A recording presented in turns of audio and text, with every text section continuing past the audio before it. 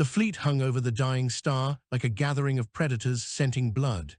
It was the kind of place no one went willingly, a thin scar in space where gravity flickered and the light of the sun came out broken and angry. The ships of the Terran Expansionary Corps floated there in ordered silence, steel-gray hulls gleaming faintly as the radiation washed over them. Inside the flagship Resolute, Commander Revacanta stood before the main viewport and watched the light bend. She had seen many strange suns in her career, but this one unsettled her more than she cared to admit. Its surface crawled like something alive, its flares writhing across magnetic filaments that twisted back into the corona as if drawn by unseen fingers. The entire system felt tense. Her officers felt it too. Even the hum of the engines seemed quieter, as though the ship itself was holding its breath. "Telemetry confirms orbital instability," said Lieutenant Harvin from the navigation pit. "Two of the inner planets have already been pulled into the star. The remaining gas giant is decaying fast. Its moons are breaking apart." Reva folded her hands behind her back. "And the signal source? Still intermittent, Commander. It's broadcasting in irregular bursts, but the frequency pattern is consistent with an artificial origin." "Human or alien?" Harvin hesitated. "Unknown, but the encryption schema doesn't match anything in our databases. It's sophisticated, almost recursive." Reva turned away from the viewport. "Almost every time we decrypt one layer, another appears beneath it, slightly altered, as if it's learning from us." That drew murmurs from the crew pits. Reva glanced toward the comms officer, a quiet woman named Morin who never raised her voice. "Could it be automated defense software?" Morin shook her head. "If it is, it's centuries beyond us." Reva stared again into the light of the dying sun. The message, whatever it was, had drawn them here from the frontier. It had been detected by long-range probes months ago, pulsing faintly through the static between galaxies. Its source lay beyond the charts, beyond even the edges of human colonization. Command had dispatched her fleet to investigate, partly because she had a reputation for surviving impossible assignments, partly because no one else wanted the job. "Patch it through again," she said. Morin complied. The speakers crackled with bursts of static, then a pattern emerged, tones like notes on an ancient instrument, layered and mathematical, strangely melodic. Beneath them came a rhythmic pulse that almost resembled speech. Reva listened closely, her eyes narrowing. "There," she said. "That interval, it changes each cycle." Harvin frowned. "You think it's intentional?" "I think someone or something wants us to notice." The crew exchanged uneasy glances. They all knew the legends, the outer relics, the ancient civilizations that had risen and fallen before humanity reached the stars. Most had left nothing but dust and ruins, but some had left warnings. "Commander," said the tactical officer, Varan, "long-range sensors are detecting debris fields ahead, metallic composition, non-random distribution." Reva straightened. "Show me." The viewport darkened, overlaid with holographic projections. A cloud of twisted metal and crystalline fragments drifted in the void, what remained of a fleet, perhaps, though no design matched the human record. The pieces were huge, some kilometers across, pocked with impact scars and frozen plasma burns. Among them, faint power signatures glimmered like dying embers. "Looks like a battle," said Varan. "A big one." Harvin whistled softly. "Whoever they were, they fought hard. Any signs of life?" "None," said Morin, "but the signal originates from within that debris cluster." Reva's jaw tightened. "Plot an approach vector, cautiously." The Resolute eased forward, flanked by her escorts Vigilant, Marauder, and Solstice. Their engines burned faint blue against the black, cutting graceful arcs through the field. As they neared the debris, the scale of destruction became horrifyingly clear. Hull fragments floated past larger than cities. Great scars ran through armor, plating thick as fortresses. Reva felt a chill as one piece drifted close, its surface carved with intricate geometric patterns that shimmered faintly in the ship's light. "That's no meteor damage," said Varan. "Those are energy cuts, precise, like surgical incisions." Harvan swallowed. What kind of weapon could do that? Something we don't ever want aimed at us, said Rava. The resolute sensors swept the region, mapping gravitational anomalies and radiation flux. The air aboard felt dense, heavy with static. Each officer moved more quietly than usual, as if speaking too loudly might wake something ancient. Then Morin spoke again. Commander, I've isolated the signal origin. It's coming from a large object near the cluster's core, transmitting coordinates. The display zoomed in on a shadowed shape half buried in debris. It was vast, easily twice the size of any Terran dreadnought. Its form was unfamiliar, sweeping curves of alloy interlaced with what looked like glass or crystal. Portions of its hull still glowed faintly, though much of it was fractured. Rivas studied it. That's no wreck from any species we've encountered. Varen exhaled. Looks almost grown. Helm, said Rivas, take us in. 100 meters per second relative velocity. The Resolute glided closer. As it approached, external lights played across the alien hull, revealing patterns etched deep into its surface, lines that pulsed with faint internal luminescence. They formed no language she knew, but there was rhythm in their symmetry, a sense of purpose. The light brightened in response to their proximity. Morin's console beeped, the signals changing again, it's synchronizing with our approach. Ravaz's heart began to beat faster. Synchronizing how? The intervals are matching our sensor pulses, like it's listening. The light across the alien hull suddenly flared. A wave of electromagnetic energy rippled outward, sweeping through the fleet. Consoles flickered, crew cursed. The lights dimmed and returned. Report, Rava barked. Minor systems interference, said Harvan. No hull breach, shield integrity stable. Morin's eyes widened. Commander, the signal's resolved. It's transmitting in clear human phonetics now. Rava turned toward her, on speakers. Static hissed again, and then, through the distortion, came a voice. Calm, measured. Terrifyingly familiar. Terran vessels, it said. You stand at the threshold of what was forbidden. Your kind was warned to remain within the living suns, turn back or be unmade. Every word echoed through the bridge like a blow. The accent was archaic, the tone devoid of emotion. Rava felt the weight of it in her bones. Source of transmission, she demanded. Morin checked her readouts. Still from the derelict, Commander, it's speaking directly to us. Varen's hand hovered near the alert control. Orders, Rava hesitated. Open a channel, let's see if it answers. Channel open, said Morin. This is Commander Rava Cantor of the Terran Expansionary Corps, she said, her voice steady despite the tension. We received your signal and mean no harm. Identify yourself. Silence. Then the voice returned. You claim peace, yet your kind spreads like fire through the dark. You take, you consume, you forget the bounds set before you. We seek only understanding, Rava replied. You sent a signal, we came to answer. The reply came slower this time, almost contemplative. The message was not for you, Rava frowned. Then for whom? For those who remembered. The alien hull shimmered again, and a sudden tremor ran through the debris field. The Resolute sensors screamed warnings. Massive gravitational fluctuations erupted around them, pulling fragments into spiraling trajectories. Evasive, Rava shouted. The fleet scattered as chunks of debris collided, igniting in bursts of plasma.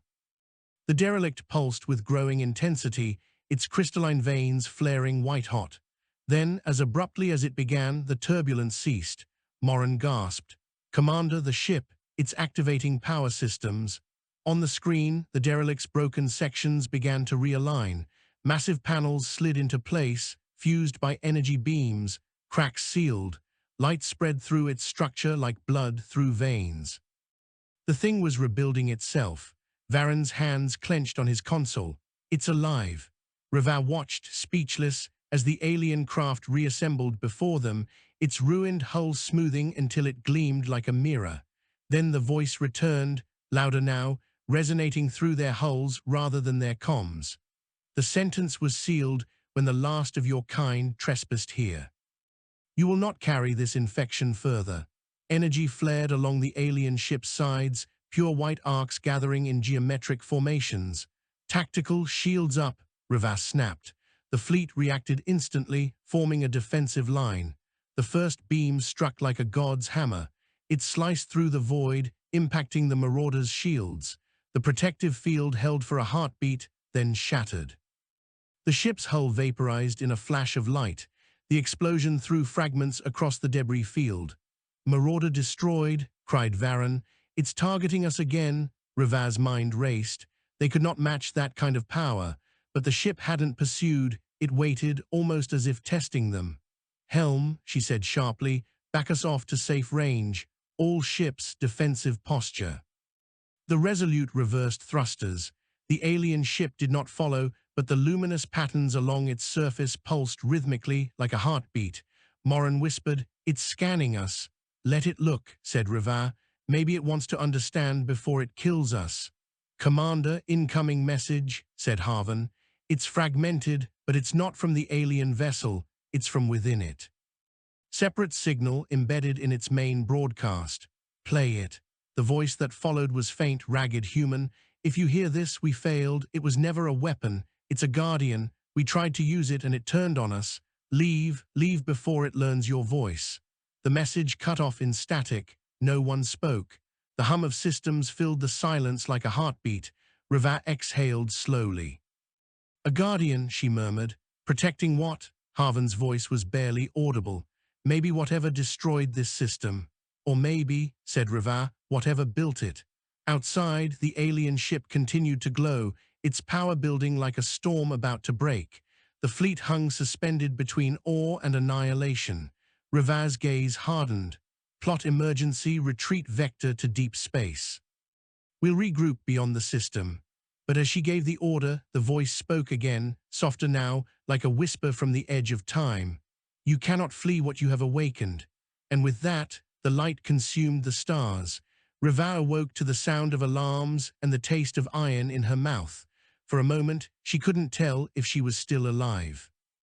The air was hot and metallic, filled with the hiss of venting gases.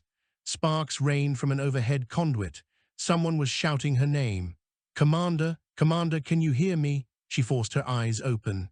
The bridge was half dark, lit only by emergency strobes. Crew members struggled at their stations, faces ghostly in the red light. Rivaz's chair restraint had deployed automatically, saving her from being thrown across the deck during whatever had just happened. "Status," she rasped, coughing smoke from her lungs. Lieutenant Harvan appeared beside her, blood trickling from a gash on his forehead. "We were hit by the energy wave, Commander." The Guardian's pulse swept through every ship, shields overloaded. "We are still functional, but our main reactors fluctuating." "What about the others?" "Vigilant and Solstice are damaged but holding formation. Marauder is gone, no escape pods detected." Riva pressed her palms to her temples. The memory returned in flashes. The alien vessel, the blinding light, the sudden distortion of space that tore through everything. Somehow they had survived, though she could not explain how. Morin's voice came from the comms station, raw with disbelief. "Commander, we've been displaced. Our position doesn't match the star system's coordinates." Riva turned sharply. "Explain." Morin swallowed. "According to stellar mapping, we're no longer anywhere near the dying star. The charts show no nearby celestial bodies at all. No suns. No planets, nothing." A murmur spread across the bridge. Riva moved to the main display. The screen showed only darkness, a void devoid even of background stars. Sensors swept outward but found no return echoes. "Navigation," she said. "Confirm distance to nearest gravitational body." Harvan's hands trembled over the console. None detected within measurable range. Rivaz's stomach twisted. They weren't in any known region of space. They were nowhere. "How long were we unconscious?" she asked. "Internal clocks show 23 minutes since the wavefront hit." 23 minutes, she repeated. "And we've traveled how far?" Harvan's voice faltered. "At least several thousand light years, maybe more. There's no reference frame to measure." It made no sense. Even with the most advanced warp drives, such a displacement was impossible. The energy required would have been catastrophic, unless, she thought grimly, they hadn't moved at all. "Morin," she said, "try re-establishing contact with Vigilant and Solstice. Verify they're still with us." Morin worked quickly, vigilant responding, damaged but stable. Solstice is losing main power, requesting engineering assistance. Dispatch a repair team by shuttle, said Reva. Keep comms open on all channels. Varen's tactical station flickered back to life. Commander, I'm detecting faint readings off the starboard bow, not energy signatures, more like spatial ripples. On screen, the darkness rippled like a pond disturbed by unseen hands. Faint streaks of light swirled within, forming patterns that almost resembled constellations. Reva stared, entranced and unnerved. What is that? Haven whispered. Morin's sensors pinged faintly. It's not a natural phenomenon. It's structured, frequencies overlapping, forming harmonic nodes. Harmonic nodes, Reva repeated. You mean sound? In a sense, yes.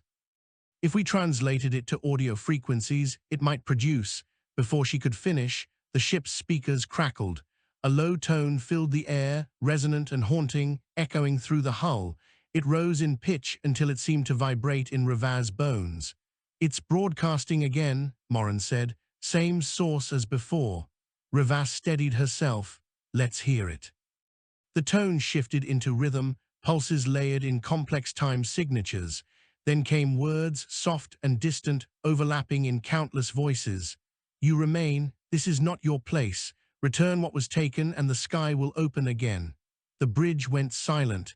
Every crew member turned toward Reva, waiting for her decision. What was taken? Haven said under his breath. Reva's eyes hardened. Something that belonged to the builders of that ship, evidently, but we didn't take anything. Morin's gaze drifted to the sensor readouts. Commander, I'm not sure that's true. Reva frowned. Explain. Morin expanded the scan results. When the energy wave hit, it imprinted something onto our systems, an embedded code deeper than our core firmware. It's rewriting portions of our AI navigation matrix. Haven swore. You mean we're infected? Not exactly, said Morin. It's not malicious code, it's encrypted information, data structures we can't decipher. Reva crossed to her console. Show me. The projection shimmered into view, patterns of luminous script that shifted faster than the eye could follow. They pulsed with the same rhythm as the alien voice. Each sequence folded into another, recursive and fractal, as if the code itself were alive. Morin continued softly, it's as if the Guardian marked us, or gave us something. Reva clenched her jaw. Whatever it is, it's what brought us here. Then how do we undo it? Asked Haven. Reva didn't answer immediately. She studied the living code, feeling the weight of it pressing at the edges of her mind. We find out what it wants. The engineering decks were chaos, smoke, flickering lights, the stench of burnt insulation. Chief Engineer Soren met her halfway down the main corridor, his face blackened with soot. Commander, the reactor's stable now, but barely. The pulse fried half our control systems. It's like the laws of physics had a nervous breakdown. Reva gestured toward the sealed containment chamber. Could we have been displaced through artificial manipulation, some kind of controlled singularity? Soren grunted. If we were, it wasn't by any human hand. The energy readings recorded during the event, they're impossible. Negative density flux, recursive temporal echoes. It's like someone twisted spacetime through itself and didn't bother smoothing the wrinkles. Can we retrace it? He shook his head. Not without knowing where here is. Reva exhaled slowly. Then we start by mapping the void. Soren looked at her wearily. There's nothing to map, Commander. The sensors don't register space as we understand it. It's more like we're inside a medium, dense, fluid, responsive. I can feel it in the hull vibrations. Space isn't empty here, it's alive. The word hung between them, alive. Reva felt a cold shiver crawl up her spine. Keep me updated on reactor output. I want redundancy restored and shields rebalanced within the hour. Soren nodded, though his eyes were haunted. If there's something out there watching, we'll be ready. But Commander, I don't think shields will help against whatever brought us here. Hours passed. Repairs continued. The void outside remained impenetrable, yet the harmonic lights shifted subtly, moving closer in slow spirals. The fleet kept tight formation, their navigation lights like tiny stars in an endless sea. Rivaz stood alone in the observation chamber, watching the patterns coalesce. She thought of the Guardian's words, return what was taken. What could humanity have taken from beings that old? They had found relics before, ruins on dead worlds, broken machines half buried in time. Some had yielded technology that propelled human civilization forward. Others had resisted all attempts at understanding. Perhaps this one had been meant to remain sealed. Footsteps echoed behind her. Varen entered, carrying a data tablet. Commander, long-range sensors just picked up something new, a vessel small, metallic, matching human design parameters. Rivaz turned sharply. Human? Yes, but it's not one of ours. Registry doesn't match any fleet records. Distance? 4,000 kilometers and closing. Rivaz followed him back to the command deck. The main screen showed a faint silhouette emerging from the swirling light, a small craft, battered but intact. It bore markings partially obscured by scorch marks. As it rotated, the letters became clear. Eidolon Exploration Mission XII. Haven blinked. That can't be right. The Eidolon project was abandoned centuries ago. Rivaz's voice was low. Apparently not. The ship transmitted no signal. Its power readings were minimal, like a drifting corpse. Yet as the Resolute approached, its hull lights flickered weakly, as if in response. Tractor it in, she ordered. Dock it to Bay 3. I want a boarding team ready immediately. The Eidolon was old, older than any surviving human ship. Its corridors were narrow, lined with rusted bulkheads and decaying conduit. The air smelled of ozone and dust. Rivaz led the team personally, armed with a plasma carbine. Haven followed with a scanner unit, its display glowing faint green. No life signs, he reported, but there's residual energy in the command core, something still running. They reached the bridge. It was dim, filled with shadows and drifting motes of dust. The consoles were ancient but faintly active, their cracked screens pulsing with fragmented code. Soren's voice came over the comms. Commander, we're reading an internal power surge aboard that vessel. Be careful, its core might be unstable. Rivaz stepped toward the main console. Haven, patch into the logs. See if we can pull any record of their mission. He worked quickly, connecting his tablet to the data port. Got it, running decryption now. Lines of text scrolled across the screen, interspersed with corrupted fragments. Mission date, 187 years prior. Objective, investigate signal from Sector Gamma 47, encountered unidentified structure orbiting dying star, recovered artifact for study, artifact activated autonomously, crew casualties, 112 of 128, initiating containment protocol, signal transmission initiated, distress encoded. Rivaz felt her blood run cold. They found the same signal. Haven nodded grimly, and they brought something back. A faint hum filled the air. The ship trembled slightly. From the shadows at the rear of the bridge came a low mechanical sound, like a heartbeat rendered in metal. Rivaz raised her weapon. Show yourself. The sound grew louder, rhythmic. Then light flared from a containment unit at the center of the room, a sphere of transparent alloy enclosing a crystalline structure. It pulsed with white light, identical to the energy that had emanated from the Guardian ship. Haven whispered, "It's the artifact." The sphere vibrated, and the air rippled. A voice spoke, not through speakers, but directly into their minds. "You carry the echo. The seed remembers its origin. It must return." Rivaz's breath caught. "You're the Guardian. I am the memory of what was built to preserve balance. You awaken what should have slept." The artifact's glow intensified. Haven's scanner shrieked with overload warnings. "Commander, energy buildup." "Back," Rivaz shouted. A flash of light consumed the room. When her vision cleared, the artifact's containment sphere was empty. The floor was scorched, its surface etched with glowing symbols. "Where did it go?" Haven gasped. Rivaz's comm crackled with Varen's urgent voice. "Commander, we've got a situation, energy surge aboard the Resolute. It's coming from inside the hull." Rivaz's heart sank. "It's back with us."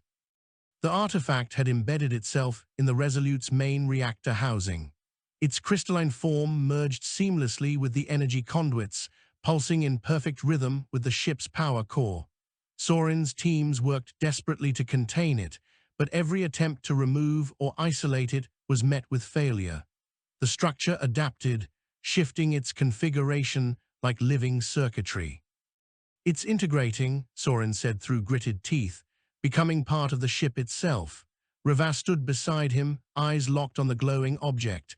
"Can we communicate with it?" Soren shook his head. "It's not talking, it's listening. To us, to the systems, to everything." Morin's voice came from the bridge feed. "Commander, the surrounding light fields are changing pattern again. They're converging toward our position." Rava turned toward the intercom.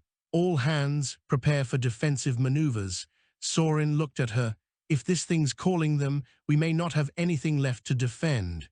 Rava stared into the artifact's shifting light. It was beautiful, terrible, and mesmerizing. Within its glow, she thought she saw images, stars forming and dying, vast structures spanning galaxies, and a sense of something immense, purposeful. Return what was taken. It wasn't a threat, it was a command. "Commander," said Soren softly, "what do we do?" Rava made her decision. "We follow where it leads." As the fleet maneuvered, the artifact's glow spread throughout the Resolute, threading into every circuit. Navigation plotted a course without input, guiding them deeper into the void. The harmonic lights parted before them like a living sea. No one spoke.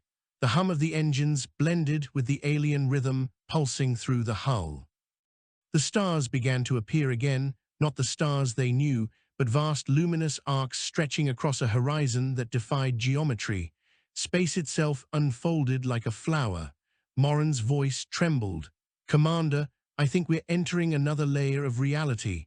The sensors can't quantify it." Rava gazed at the display. Before them rose a structure the size of a planet, an enormous ring of light suspended in the darkness, its inner surface inscribed with shifting glyphs. It pulsed in resonance with the artifact aboard their ship. Haven whispered, "Is that a gateway?" Rava nodded slowly. "Or a grave?" The artifact's light flared brighter than ever. The ring responded, opening like an eye. Rava straightened. "All ships maintain formation, we're going in." The fleet advanced, drawn by forces older than stars. The ring expanded, engulfing them in radiance. The void dissolved, replaced by a sky unlike any human eye had seen, vast, golden, and alive with motion. And at its heart waited something that remembered the first fire of creation. For a time, Rava thought she was dreaming. The transition through the ring had been instantaneous, but her senses rebelled against what they perceived. The Resolute no longer drifted in void, nor within the familiar geometry of space. Instead, they sailed through a luminous expanse that pulsed with living light. Rivers of color flowed through the sky, bending in graceful arcs around unseen centers. Great shapes moved in the distance, too vast to be ships, too deliberate to be natural. "Telemetry's useless," Haven muttered. "There's no fixed orientation. Gravity fluctuates every few seconds. I can't even tell if we're moving." Morin stared at the console, her face pale. "We are something S pulling us toward the core of this region. The artifact is guiding the drive systems directly." Rava remained at the viewport, eyes reflecting the shifting colors. "Let it. We came this far following its lead." Soren's voice came through the intercom, ragged with exhaustion. "Commander, the artifacts merged fully with the reactor. I've lost manual control of power regulation, but the output's stable, more stable than before, actually. Any sign of aggression? None. It's like it knows what it's doing." Rava looked outward again. "Then maybe we're meant to see what it wants to show us." The fleet followed the Resolute in tight formation, their hulls aglow with reflected light. The other captains transmitted periodic updates, damage control complete, systems partially restored, but none dared speak aloud the truth that was dawning across every mind. They were inside something vast and deliberate, perhaps even alive. Haven gestured at the display. "Look at those formations ahead." Rava leaned forward. The sky opened into what seemed like a cathedral of light, towering spires of matter suspended in zero gravity, arranged with mathematical precision. Each structure pulsed faintly, as if breathing. Within their lattices drifted motes of illumination that moved like schools of fish through an unseen sea. Morin said softly, "It's a city." "Or a machine pretending to be one," Varen added grimly. The Resolute slowed automatically as they entered the field. Streams of data scrolled across the screens, frequencies, harmonic sequences, fragments of what might have been communication. The crew fell silent, overwhelmed. Then, from the heart of the luminous city, a figure emerged. At first, Ravath thought it was another vessel. But as it drew closer, it resolved into a shape that defied easy comparison, a being of pure geometry, translucent and ever-shifting, like a body made of refracted light. Its scale dwarfed their ship, yet its movements were graceful, almost human. The artifact aboard the Resolute pulsed in synchrony with its glow. "Commander," said Morin, her voice trembling, "the entity is transmitting on the same frequency as the artifact. Patch it through." The bridge filled with sound, tones woven into words that bypassed translation protocols entirely, resonating directly within their thoughts. "You have carried the seed through the breach. The cycle endures because of your defiance." Ravath swallowed hard. "Who are you?" The being's light shimmered. "I am the remnant. I remember what was before the silence of creation. The guardians you awakened were our final defense." Haven murmured, "Guardians, plural." The voice continued, its tone neither hostile nor kind. "Each sun once bore a sentinel, bound to preserve balance between expansion and consumption. You have seen what happens when one awakens without purpose. The derelict," Ravath said, "the one that attacked us, it was corrupted. The last war shattered its reason, yet you came seeking its heart, as others did before you." Ravath exchanged glances with her officers. "The Eidolon expedition. They sought dominion over what cannot be mastered. When they touched the seed, it marked them for reclamation." Ravath drew a slow breath. "If you can remember so much, then you know we didn't come to steal, we came to understand." For a long moment, the being's light dimmed, as if considering her words. "Understanding is the beginning of restoration, yet knowledge carries weight. You stand within the mind of what your kind once called the infinite engine. It is the heart of our civilization, sleeping through eons, awaiting those who would awaken it." Haven frowned. "An entire civilization's mind, all contained here, not contained, distributed. We were architects of stars, cultivators of light. When the dark entropy rose, we sealed ourselves within a refuge beyond linear space. The Guardians were left to protect the threshold. Time eroded their clarity, but their purpose remained. You have crossed the boundary between mortality and memory." The being's light extended tendrils that brushed against the Resolute's hull. Instruments registered no damage, only a faint resonance, like a chord struck deep in the ship's structure.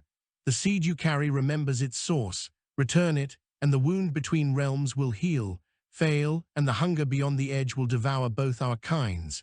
Ravath's voice steadied. "Show us where to take it. Follow the path of the living suns. The way will open to those who do not turn aside." The being receded into the distance, merging once more with the radiant city. A pulse of light flashed across the horizon, and a corridor of brilliance unfolded ahead of them. Haven exhaled slowly. "That's our road, then." Ravath nodded. "Helm, take us through." The journey through the corridor felt like sailing down a river of light. The fleet moved as one, guided by unseen forces. Outside, the shapes of titanic constructs drifted past, rings, spires, and crystalline arrays that might once have harvested energy from entire galaxies. Each structure bore marks of ruin, fractures, scars, remnants of long-forgotten war. Varen spoke quietly. "So this is what came before us." Ravath answered, "And what waits after if we fail to learn." The Resolute's internal lights dimmed as the artifact drew more power, synchronizing with the structures outside. Data streamed through every system, symbols translating into fragments of language, equations describing stellar birth, genetic codes of extinct species, the architecture of galaxies themselves. It was overwhelming. Morin rubbed her temples. "It's teaching us." Soren's voice came through the intercom or struck. Commander, the artifact's rewriting our databases, not erasing, augmenting. It's like it's filling in missing pages of a book we've only ever skimmed. Harvan frowned. Can we stop it if we need to? Ravash shook her head. Why would we? We asked to understand. He hesitated. Because sometimes understanding burns. They emerged from the corridor into open radiance. Ahead lay what could only be described as a sun, not a sphere of plasma, but a vast lattice of energy shaped into a living pattern. It pulsed with harmony so profound that the crew could feel it in their bones. The source, Rava whispered, the heart of the infinite engine. Morin's senses struggled to define it. It's not emitting energy, it's receiving it, drawing from countless points across realities. Commander, if this thing destabilizes, it could collapse entire universes.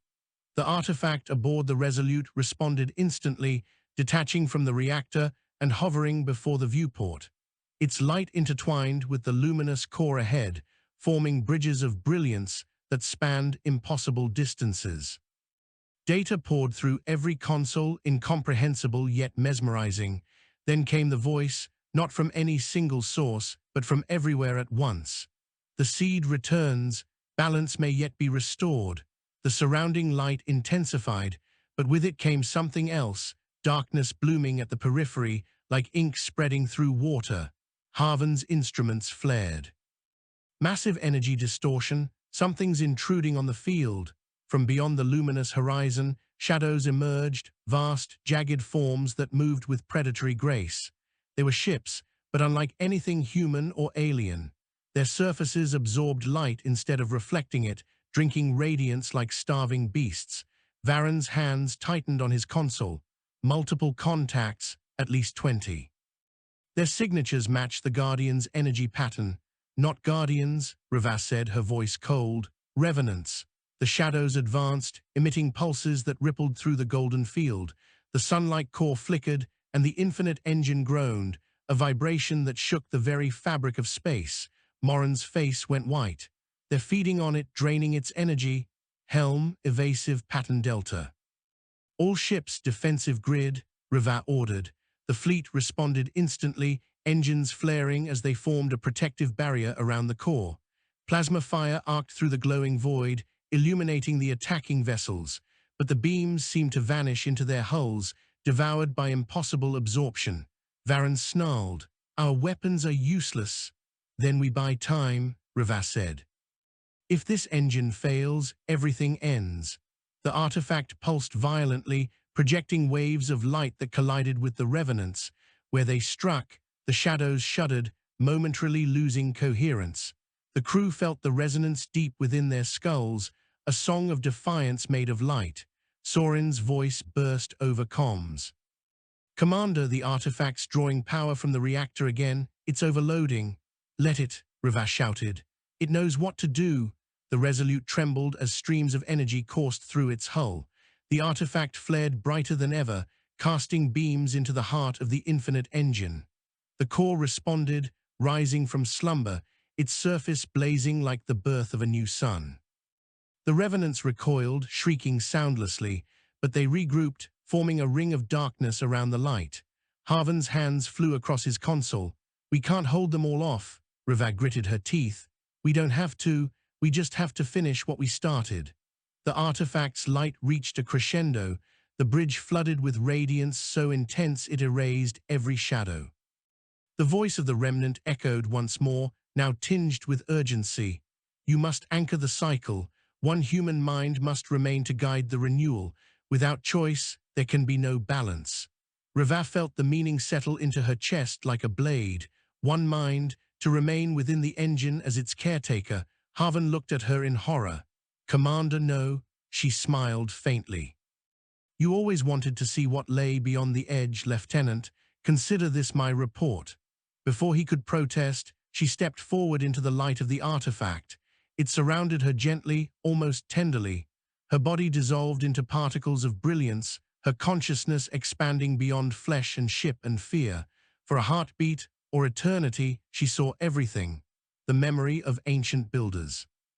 The rise and fall of suns, the fragile persistence of humanity striving through ignorance toward understanding, and the realization that the universe itself longed to learn. The light folded around her, carrying her into the heart of the infinite engine. On the bridge, Haven stood frozen, unable to move. The artifact was gone.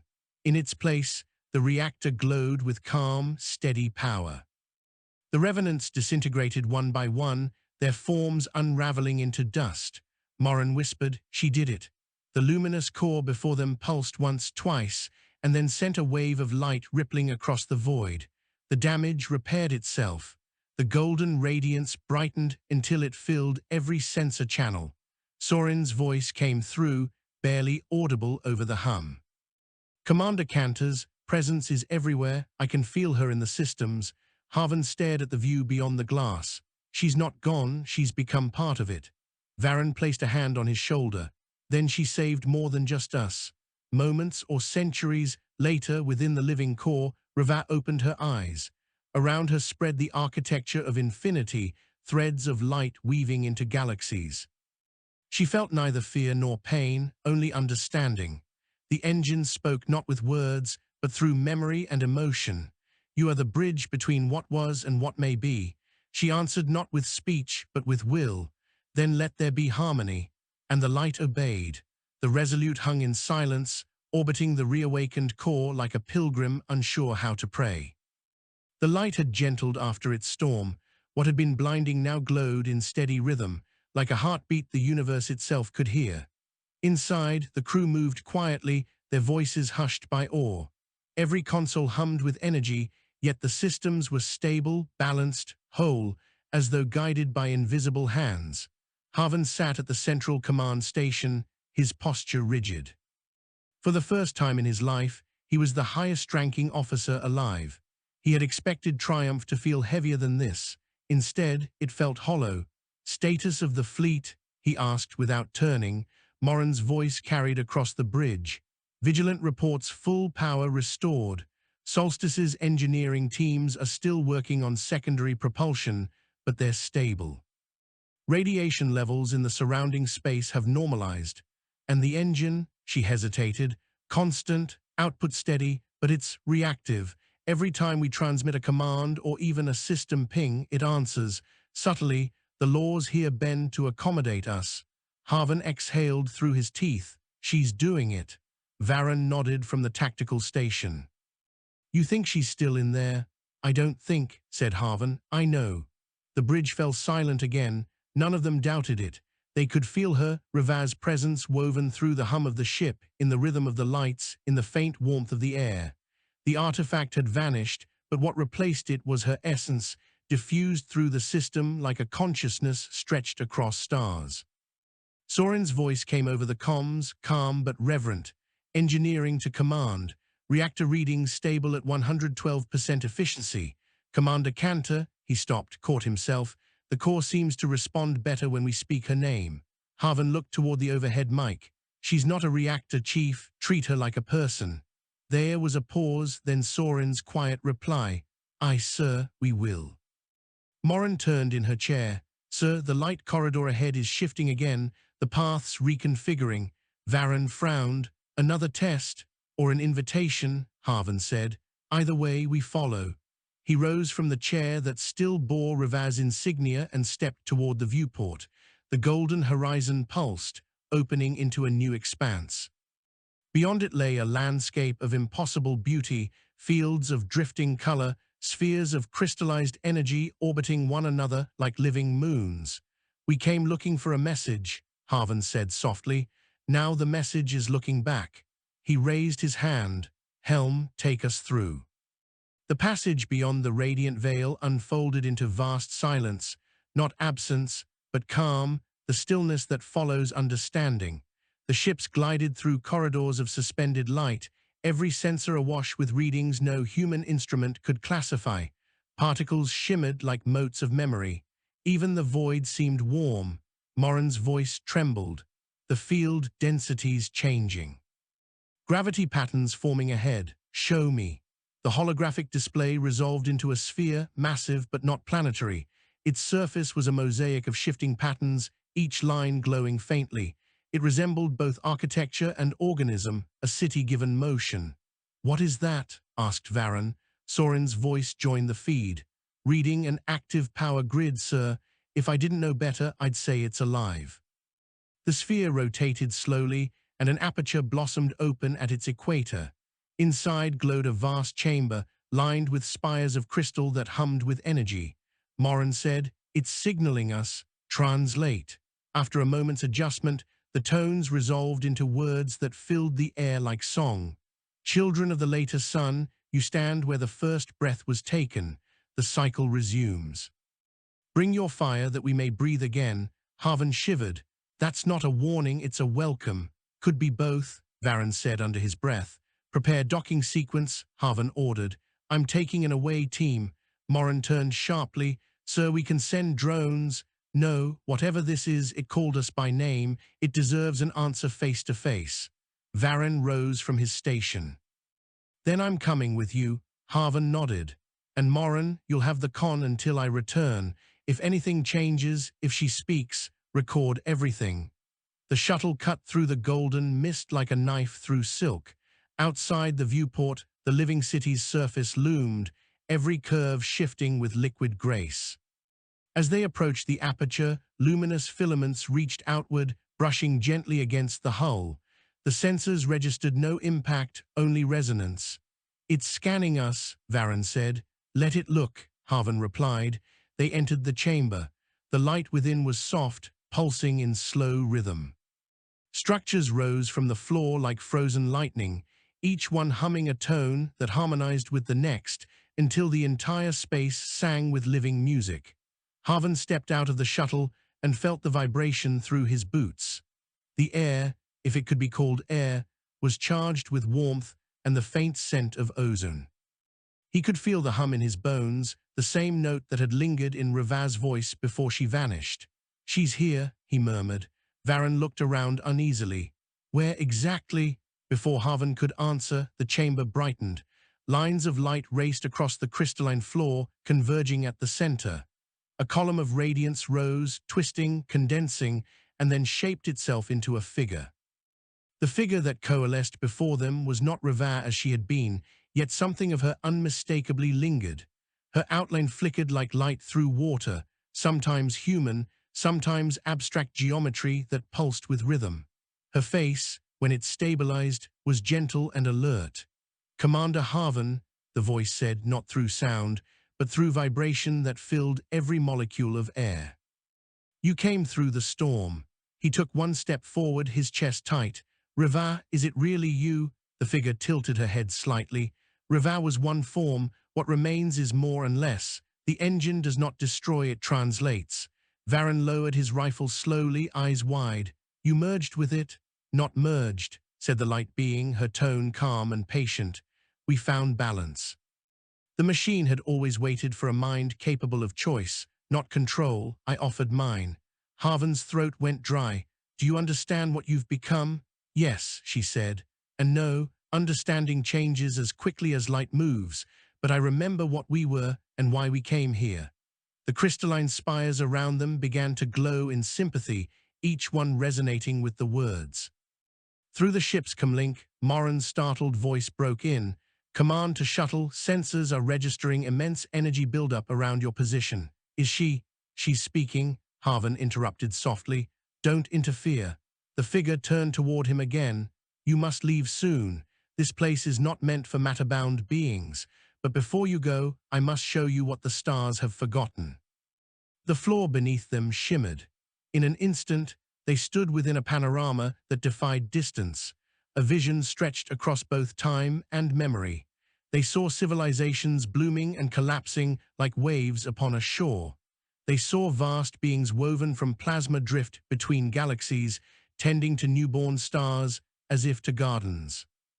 And then they saw the first humans, primitive, fragile, yet holding in their eyes a spark that mirrored those ancient beings. "This," she said, her voice now both infinite and intimate, "is the link that was lost when your kind turned away from wonder. You sought to conquer the unknown rather than to belong to it. The engine remembers both paths and has chosen to teach again." Haven's hands trembled, Teach what? How to create without erasing, to bind progress with grace, to give the fire back to the universe that lent it to you. The vision faded. They were again inside the crystalline chamber, though now the colors were deeper, pulsing with heartbeat rhythm. Varen whispered, "What does that even mean?" Ravaz's form turned slightly toward him. "It means the next step for your kind is not expansion, it is restoration." The walls shuddered gently, as if in agreement. Streams of light shot outward, spiraling into the sky, vanishing toward the horizon. Morin's voice echoed again through comms, alarmed now. "Commander, energy levels just spiked to impossible readings. The entire structure is generating a field. Half the fleet's sensors just went blind." Haven spoke quickly. "Hold position, do not engage weapons." He faced the figure. "Reva, what happens now?" "I am opening the path," she said simply. "The engine will spread itself through the lattice of subspace, carrying the memory of balance into every system it touches. You will return to your people with proof that creation need not devour itself. And you," her smile was almost human, "I will become the echo between worlds. When you look at the stars and see them breathe, that will be me watching." Varen's eyes flickered. "You're saying goodbye?" "No," she said softly. "I am saying begin again." She reached out. Light stretched toward Haven, touching his chest. Warmth poured into him, not pain, but vast comprehension. He saw fragments of the engine's logic, the way its consciousness intertwined with hers, the fractal pulse that united technology and life. In that instant, he understood. Reva had not been consumed. She had evolved. When the light receded, the chamber dimmed. The figure was fading, the lines of her form dissolving into soft brilliance. "Go now," she whispered. "Tell them the universe remembers its children." And then she was gone. The shuttle returned to the Resolute in silence. None spoke as they docked. The decks were quiet, as if every system, every circuit, every breath aboard the ship shared in mourning and reverence. Haven stepped onto the bridge and looked toward the viewport. The luminous city below was already dissolving, breaking into streams of light that ascended toward the golden horizon.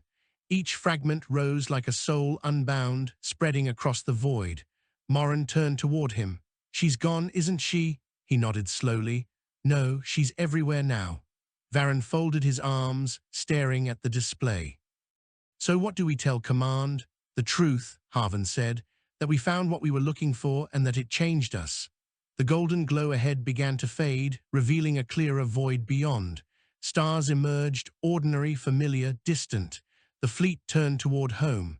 But as they accelerated, every ship reported the same anomaly, a subtle, rhythmic pulse echoing through the void. A heartbeat that matched no known frequency. Morin whispered, "She's guiding us home." Haven smiled faintly. "She always did." He sat in the command chair and watched the stars grow larger in the viewport. For the first time since the journey began, he felt the weight lift, not because the mission was complete, but because he understood it had never been about the destination. The path itself had been the answer. The Resolute's engines purred with renewed confidence as it led the fleet through the corridor of fading gold. Behind them, the luminous city dwindled into memory, a dying star's whisper. Ahead stretched the emptiness between galaxies, black, infinite, welcoming. For 3 days, the ships traveled in disciplined formation, following navigational beacons that shimmered faintly with Reva's touch. The path was smoother than any human pilot could have plotted, a corridor where subspace folded gracefully instead of resisting. Haven had barely slept. His quarters, though silent, carried the faint hum of the engine's resonance through the hull. He often found himself staring at the walls as if listening for her. When the door chimed, he assumed it was Varen again, but instead Morin entered, her uniform immaculate despite the exhaustion in her eyes. "Commander," she said softly, "the fleet captains are requesting a council. They want to discuss what to report to the Council of Nations when we return." Haven gestured toward the chair opposite his. "They're afraid of what we'll bring back." "They're afraid of what we are bringing back," she corrected. "Half of them think we've encountered something divine. The other half thinks we're contaminated." He leaned back, his eyes heavy. "Both might be true." Morin sat. Then you'll need to decide what truth to tell. He turned toward the viewport. The streaks of warped starlight shimmered like rivers of silver. She told us to restore balance. If we bring back only data, Command will weaponize it. If we bring back faith, they'll build shrines. Neither honors what she became. Morin hesitated, then said, maybe we tell them a story instead. He looked at her sharply. A story, she continued, of how the fleet reached the heart of a dead sun and found a message written in light.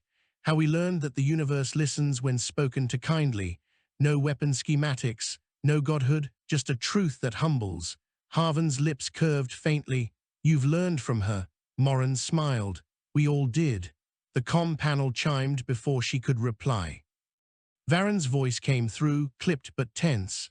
Command deck, priority signal, you're going to want to see this. They hurried to the bridge. The main display already glowed with a dozen sensor feeds. The stars ahead were flickering, not from equipment malfunction, but from actual stellar behavior. Morin frowned. Those systems were dead when we passed them outbound. Varen nodded. Now they're alive again, every single one. Spectral analysis shows fusion activity reinitiated. The dead stars are reigniting. Harvan stared, his breath catching. She's remaking them. Or teaching them to breathe again, Morin whispered.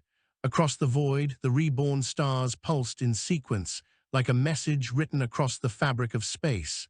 It wasn't binary, nor any linguistic code. It was rhythm, pulse and pause, light and shadow. Can you translate that pattern? Harvan asked. Varen shook his head. Not yet, but I think it's meant to be seen, not read. He was right. As the fleet glided past, the stars seemed to shimmer in harmony with the ship's trajectory, forming constellations that aligned perfectly with their path. Whatever she's doing, Harvan said, it's guiding more than us now. On the 6th day of their return voyage, they encountered the first signal from human space. A distant outpost, long silent, broadcast a single phrase on every known frequency. The light returns. When the fleet relayed their coordinates, the response came instantly. Stand down, approach. Await quarantine protocols. Varen muttered, there it is, the welcome party. Harvan ignored him, focusing on the incoming transmission from Central Command. The image that appeared was grainy, distorted by distance, but unmistakably human. An admiral, her features stern. Fleet command to Resolute. Identify the nature of your contact and cargo. Harvan stood straight. No cargo, only knowledge. We've encountered an entity of non-hostile intelligence within the core. It altered certain systems. Specify altered. Our ships now operate at triple baseline efficiency without increased fuel expenditure. The Admiral's eyes narrowed. Unacceptable. Prepare to surrender all data and system cores for debrief. Morin's hand brushed the console, accidentally it seemed, and a faint hum vibrated through the ship. Across the bridge, lights softened. Harvan felt it immediately, a gentle warmth like reassurance. He spoke clearly. Admiral, with respect that will not be possible, we are carrying something far greater than data. We are carrying proof that humanity's search for meaning has reached its answer. The Admiral's expression hardened. You're speaking heresy, Commander, you will comply. The transmission cut abruptly. For a long moment the bridge was still. Then Varen said, they'll come for us. Yes, Harvan replied quietly, and they'll find us changed. He turned toward the crew. Prepare the fleet for planetary entry. We'll meet them on the ground, not as soldiers, but as witnesses. The fleet descended toward the homeworld under skies streaked with auroras. News of their return had already spread across every colony. The light of the reborn stars had reached human eyes, and hope had kindled faster than fear could extinguish it. Harvan stood in the observation dome as the planet grew larger below, blue, green, alive. She would have loved this view, he said softly. Morin stood beside him. Maybe she still does. Maybe she's in the light that touches it. When the ships entered orbit, the auroras brightened. Streams of golden energy descended through the atmosphere, visible even from space. Varen pointed. Those aren't natural. No, Harvan said. They're reminders. Below, millions of people looked up at the sky as golden light painted the clouds. Children reached for it. The old wept. Across oceans and continents, Communication relays began to pulse, not with data, but with harmonic tones that matched the heartbeat Reva had left behind. Humanity, for the first time in centuries, listened together. That night, when the fleet anchored above the capital continent, Harvan addressed the planet from orbit. His voice carried across every relay, every ship, every ear turned toward the stars. "We sought dominion over the void," he began, "and found instead its patience. The universe waited for us to learn kindness. We met it, and it changed us, not through conquest, but through memory. We are not alone, we never were. The light that returned to the stars is the same light within us. Let this be our new beginning." When morning broke over the capital continent, dawn was no longer merely sunrise. The sky unfolded in slow ripples of light, as if the atmosphere itself remembered the shape of the engine's brilliance. Across the oceans, the auroras persisted even in daylight, curling like living banners that danced to an inaudible rhythm. In the orbital ring above, the Resolute hung steady. Every ship in the fleet was tethered to it by invisible strands of synchrony, their systems linked in the same subtle pulse that echoed through the stars. Harvan stood before the main viewport, staring down at the planet below. His uniform bore the marks of the long voyage, but his eyes were brighter than they had been since they departed months ago.